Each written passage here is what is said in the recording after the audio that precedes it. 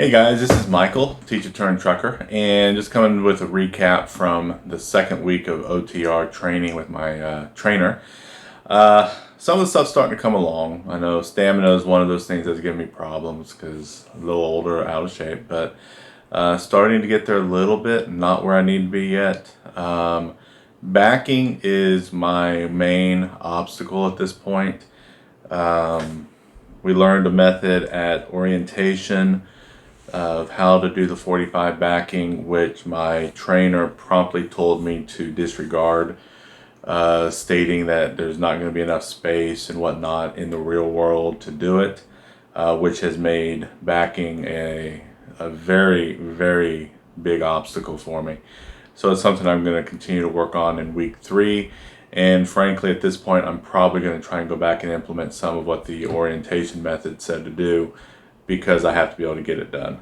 The driving has been quite nice moving forward. So we've done, over the last couple of weeks, I've driven over 3,000 miles, I'm pretty sure, 3,500, somewhere in there. So quite a bit. One of the issues that I ran into, I thought was going to be a bigger issue for me, was the heights. I'm not real fond of heights. But we had some loads, had to get up on top of pretty high hardwood and stuff like that, and it was fine. The biggest struggle there was maneuvering the tarps.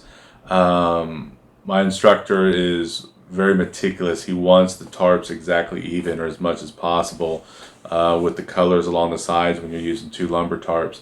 And because of me still building the stamina and muscle, it's difficult for me to get them there. So that's something I'm going to continue working on. Getting the tarps secured properly is getting more efficient, easier for me. I know what is expected, so he's not correcting me on that as much. One of the things that I'm struggling with also is where to place the straps. And this is more because he takes a very direct approach in doing it most of the time, and then randomly he'll ask me, where do your straps go? So my ability to think independently has not been given a chance. So I'm always playing guessing games, trying to figure out, does he want me to do it? Does he want to tell me to do it? And when I try to take initiative, he usually tells me to stop. So that's been a frustration on my part. It's just learning different personalities. He has his way of teaching, and I'm trying to adapt to that style. So that's one of those things. Maybe you won't have the same experience, maybe you will. One of the things I keep in mind is it's just 4 weeks, and then I can take and implement what he says and do it in a manner that works consistently for me. I will say this, and this is one thing he's been very consistent with, and I appreciate. He says always start in the same spot. When you're going to secure or unsecure, start in the same spot. If you're going to start on the passenger side, always start on the passenger side. Don't skip anything. Just go all the way around, one step at a time, all the way to the driver's side, or vice versa, depending on where you're at. So that's very helpful. Learning how much to tighten a load down when you're using straps is dependent, as it's going to be common sense to some, but where I'm figuring out is how much is too much is with those more sensitive loads, like insulation. Sometimes when you're dealing with boxes from Lowe's or Home Depot, you don't want to crush those. So going and tightening it down just to the point that it starts to push in or press in the edge protector seems to be a pretty good place. My experience also is another thing that came up is the different types of trailers. We have Fontaine, we have some old Benson trailers. The Fontaine trailers, for the most part, all your securement goes inside the rug rail. Whereas with the Benson, the way they're made, you don't have that groove underneath to attach your bungees to. So you have to go under, out, and over the top and attach it outside to the inside of the top part. That'll make more sense for you guys when you get to that point. That's just something that stands out. Some of the places we're running a lot on I-4, I-275, I-75. We did a little bit on I-20, some on 95 as well.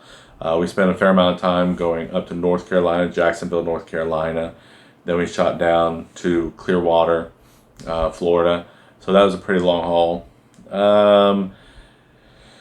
Let's see. Another thing that's starting to settle in a little bit, you'll have to figure out your eating styles and whatnot, what you need to eat and everything. Consistency, I found out this weekend that when you eat on the road, I'm eating less, and then when I get home and I tend to eat more, it can create problems with the system. Just being honest. Let's see, trip planning. That's something that we've worked on a little bit this last week, and finding that the app Hammer will give you a truck route, but when he uses his diesel GPS by Garmin, it invariably gives a shorter route. So I'm not real sure why. One of the things you have to watch out for as a new driver is if it's putting you on a toll road, because you have to get authorization to use a toll road, and you need to do that ahead of time through your fleet manager. Sometimes they'll say yes, sometimes they'll say no. That happened to us this week. We ended up having to drive about, if I heard him correctly, and I could be wrong, but I think about an hour longer one day because we did not receive permission to use a toll road. But in the scheme of things, did it save a whole lot of time? An hour. We were going to be done at the end of that day, that hour anyway, once we got to where we were going. So it wasn't a matter of if we were going to make the delivery on time or not. So maybe that was why. Other than that,